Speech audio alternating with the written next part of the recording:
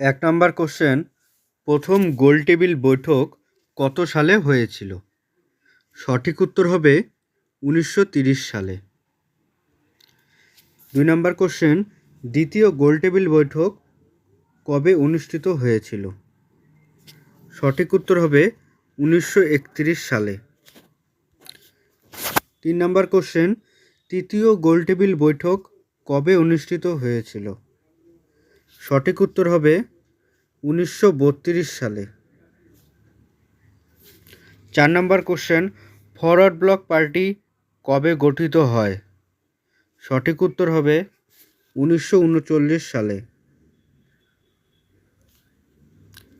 5 নম্বর question, Asiatic society কবে প্রতিষ্ঠিত হয়?